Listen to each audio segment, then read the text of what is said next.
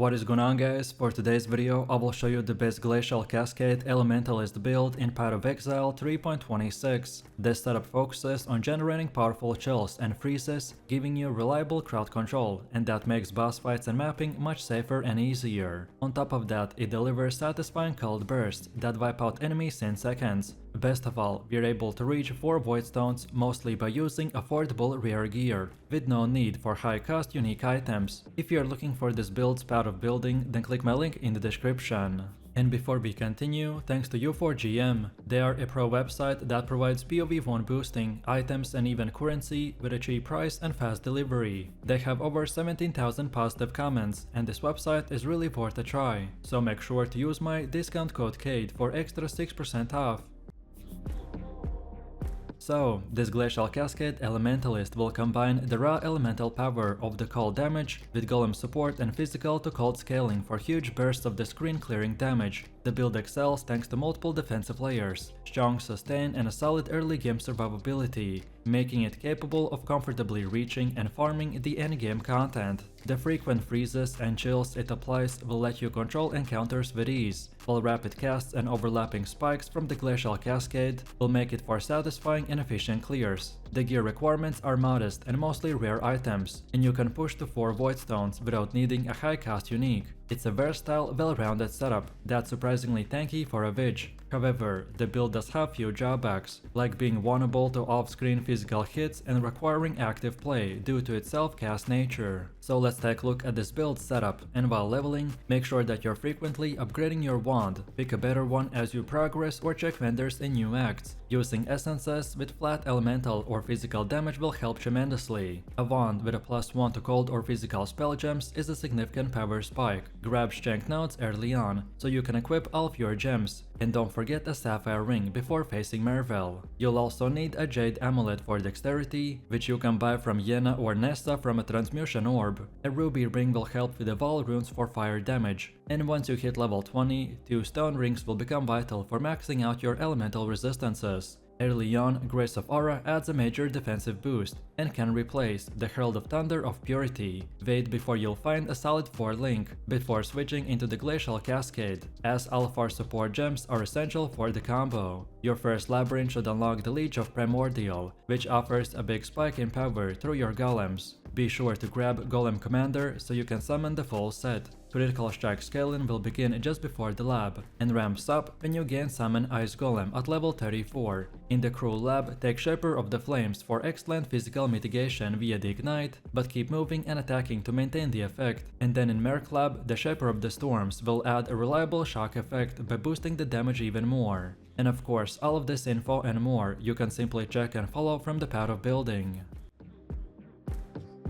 Then next for Ascendancies, this Elementalist build is focused on amplifying elemental power and maximizing the value of the golems. First, the Leech of Primordial will give you a huge boost by enhancing the golem damage, granting elemental immunity benefits and letting you summon an extra golem. It's a cornerstone for the build's damage and utility. After that, get a Shaper of the Flames, which turns every hit into Ignite, making your cold damage convert beautifully, while also acting as a defensive layer. Then third, get the Shaper of the Storms, that guarantees that your hits can shock, and increasing the effect, letting you scale enemy damage taken. Lastly, Shaper of the Winter makes your cold hits always chill, slowing enemies and giving you better control over the fights. Together, these Ascendancy choices will push your elemental output to their limit, while also supporting survivability and the golem synergy. Next up we have the passive tree, and it's fully optimized around casting the Glacial Cascade at the maximum efficiency. Our skilled path prioritizes cold and elemental damage scaling, while also picking up the critical strike chance and the multiplier to ensure a high burst potential. You'll notice that I have spread a bunch of notable nodes across the tree. The reason for it is to get the most optimized spell damage boost, elemental penetration and cast speed, which are all great additions to make both mapping and bossing feel smooth and responsive.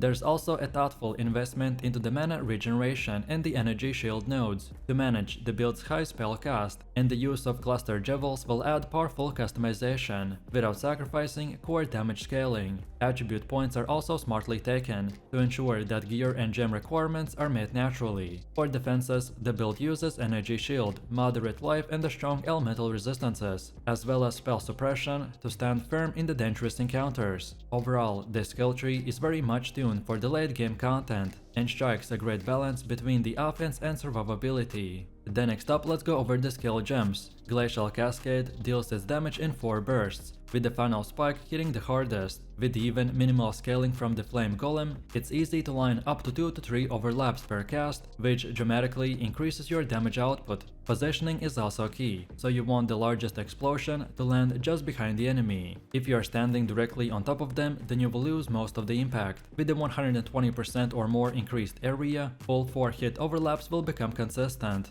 Your golems will come online at level 34 and bring a huge boost to every aspect of your character. So damage, defenses, recovery and AoE. Thanks to the Leech of the Primordial, you don't need to worry if they die, as they will respawn after 4 seconds. So use Flame, Stone, Lightning and the Ice Golem early, and then replacing the Ice Golem with a Stone Golem of a safeguarding when you can, and attaching the Guardian's Blessing to grant Zealotry during fights. Just be aware that the setup can kill the Golem if you haven't invested into the minion regen. Once you've upgraded your gear, make sure all of your sockets are in the right colors and the links. Don't hesitate to use crafting currency like the Javelers, Fusing and the Chromatic Orbs. The skill gem section in your PoB will help you to get everything set up correctly. Next we have gear. After finishing campaign, difficulty will spike significantly, and having weak gear will start to hold you back. This is when you want to spend your chaos orbs to upgrade your loadout. Prioritize getting life on every item and maximizing your elemental resistances. It doesn't matter which slot the resistances come from, just that you hit your cap. Look for a wand with at least 1+ to spell level, some spell damage and critical strike chance. When possible, craft a mod that gives you a chance to deal double damage, which will greatly increase your ability to freeze and chill enemies. If a 6-link is out of reach, then Tabula Rasa is a solid budget option that doubles your damage output compared to a 4-link. Then the Heat Shiver helmet is a massive boost to this build also. However, it's expensive but extremely impactful if you can get it. And once equipped and paired with the Herald of Ash, you can unlock the full uptime on the Trinity support. Just don't use Trinity until you have the Heat Shiver equipped. Before that, go with the Bone Chill if you have taken the Shaper of Winter, or just use increased critical damage otherwise. Without Heat Shiver, a rare helmet with life or resistances will do just fine as well. Next up we have our Mercenaries. Ideal Mercenaries to support this build are the ones that provide powerful auras, so aim for one with Grace, another one with Haste, and one offering aspect of the Spider. A Merc with Fortify, Vitality and Enduring Cry will round out things nicely. For gear, Dying Breath is a solid weapon choice, while Leer Cast gives a helpful damage buff for the helmet slot. Then Zandentius Cassock is also a good body armor option. Then use gloves with the Unnerve implicit, and for boots, go with the Windscream for an extra curse or boots with a stabbed ground for survivability. Belts like Camo's Binding or the Pyroshock Clasp will work well. And for wings, Kikazaru and the Timeless Clap are great picks. And then finish this off with the Shaper Seed as your amulet. Next up, let's take a look at the gameplay. While mapping, our playstyle is very straightforward. Cast Glacial Cascade towards the enemy packs and watch them explode. With a high cast speed and Frostblink or the Wintry Blast, you will fly through the maps quickly. For tougher enemies or bosses, position yourself slightly away to maximize the final burst of the Glacial Cascade. Make sure to begin fights with the Assassin's Mark for the power charges and bonus damage.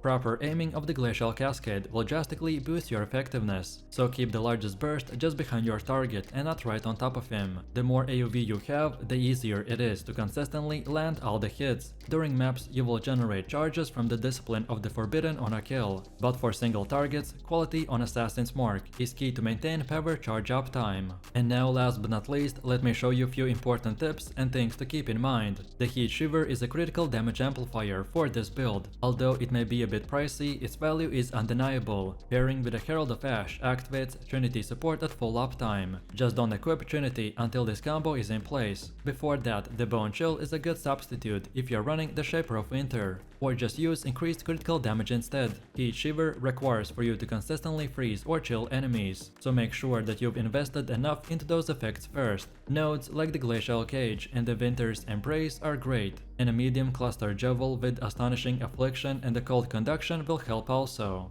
On top of this, make sure to take the Critical Mastery that boosts the effect of non-damaging elements by 50%. If you're still having trouble proccing the Trinity, then consider adding a Fire Exposure via the Glove Implicits to balance your elemental output. Don't run Bone Chill and Trinity together, they will serve different purposes. And then as for Primordial Jewels, they're not for the cost, unless they're usually cheap, so don't worry too much about them. So let me know what you think about this Elementalist build in the comments below. If you enjoyed this, then you definitely don't want to miss my previous top 10 best builds video, where I showed even more powerful builds. So click the screen now and I'll see you in the next one.